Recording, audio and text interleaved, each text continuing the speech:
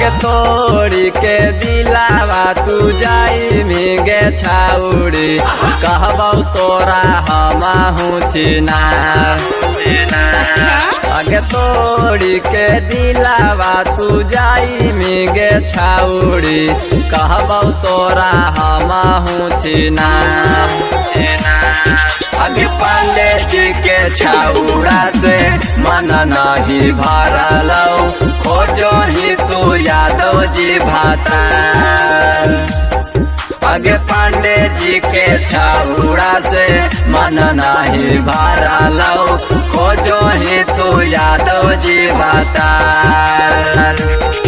अगे फाट जैतौ तोरो सामान मागे छाउड़ी राखा में जे चर चर गोइयार। अगे पांडे जी के छाउड़ा से मन नहीं भरलौ खोजो ही तू यादव जी भातार। अगे पांडे जी के छाउड़ा से मन नहीं भरलौ खोजो ही तू यादव जी भातार।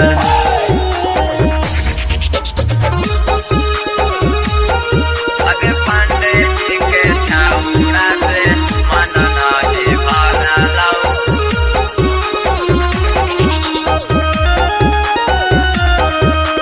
खोजो ही तू यादव जी भातार।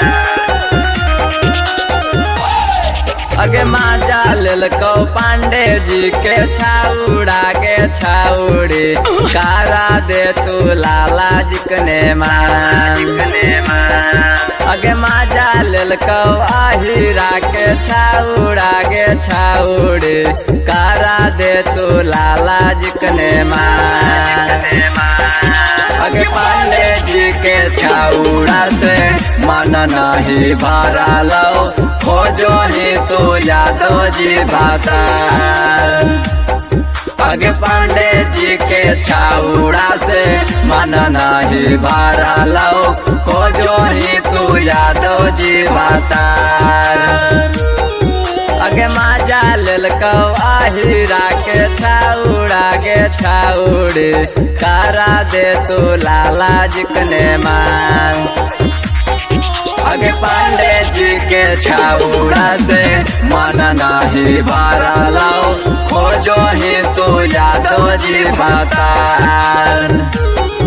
अगे पांडे जी के छाउड़ा से मन नहीं भरलौ खोजो ही तू यादव जी भातार।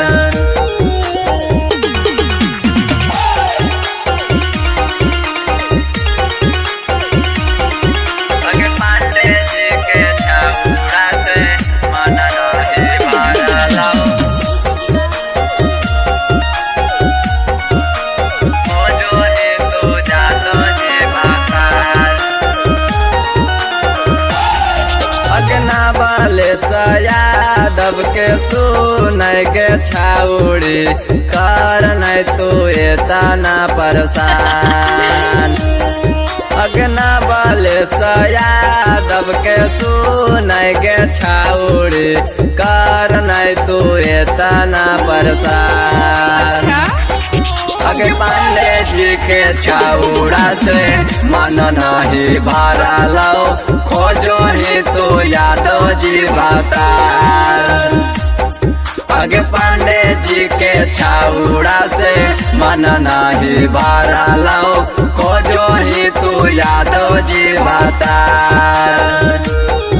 अगे राजस बारालियो कहते होंगे छाउड़ी सीखे दे तू अपन सामान। अगे पांडे जी के छाउड़ा से मन नहीं भरलौ खोजो ही तू यादव जी भातार। अगे पांडे जी के छाउड़ा से मन नहीं भरलौ खोजो ही तू यादव जी भातार।